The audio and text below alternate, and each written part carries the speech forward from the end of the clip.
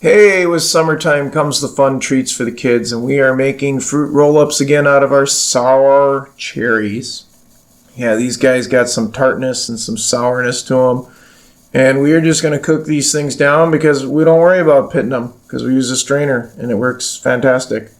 You just got to cook them a little bit slow at the very beginning until they start to pop enough that you can get some juice in it, and then just kind of boil them down, and they work really well this way. So again, once they get a little bit soft, I start squishing them, and then all the pits come out, and I just cook them down to an absolute mush.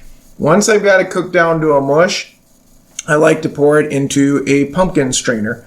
And this batch right here that I'm pouring in, that's steaming up my camera, sorry about that, is a little bit of unripe berries in it, so some of them are not as mushed as much as they probably should be. But the more you mush them, the more you get pulp through the strainer, and you won't get any seeds or stems or leaves.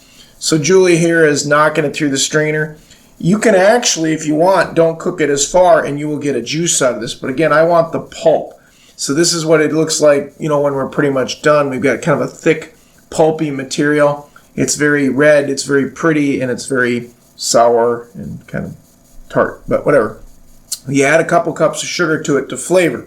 Now, I'd say right now in here, we've probably got about 2 gallons in this container, and it's going to take several cups of sugar to make this what we want.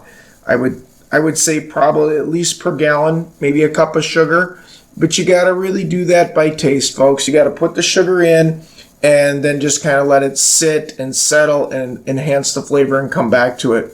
Vanilla is the same way. I like a little vanilla in mine.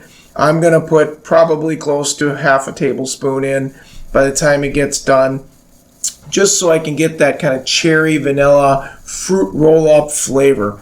Very natural way of doing it. You do need a dehydrator of some sort. When it's sat now for about 4 or 5 hours, it's got a delicious flavor.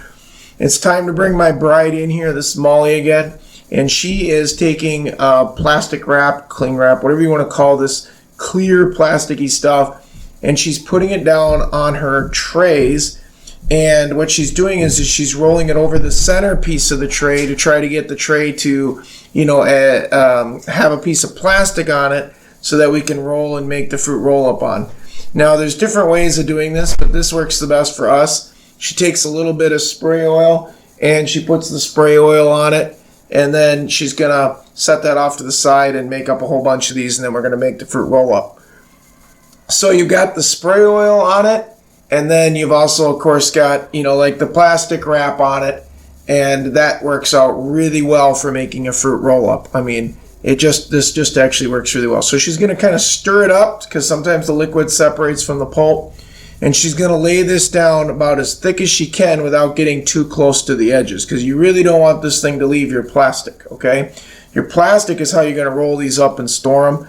And again, this is cherry vanilla fruit roll-up. So she's just kind of taking the ladle and pushing it out, not getting any holes in it, not, thinning it out to the point it's paper thin. Maybe I can actually get the camera down in here in a second and see if I can try to show you the thickness. And again, she's not using the whole sheet because she doesn't want to get to the end and get it too far out. But it is fairly thick. It's not a 1/4 inch. It's probably maybe like 1/8 of an inch. But you get it as thick as you can without running off the sheet. Then the most challenging thing, get it in the dehydrator without spilling it.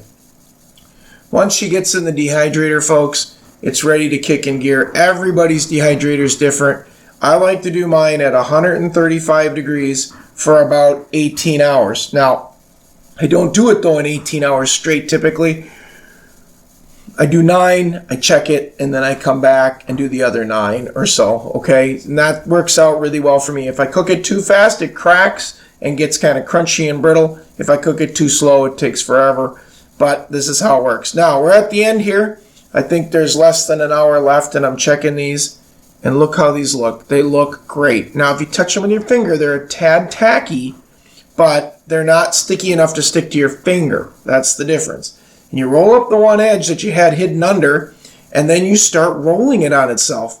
It's fantastic. And then we throw these in the freezer. And then when we want them, we thaw them in the fridge. We take a knife and we cut them into pieces, and the kids have delicious fruit roll-ups. So again, my wife here is rolling up the cherry vanilla fruit roll-up. It's all natural, cane sugar, and sour cherries from the farm. It's really easy to do with a little bit of vanilla, and we absolutely love it, folks. Thanks for watching. Hope you like and follow along, and we'll have more great cooking things like this in the future.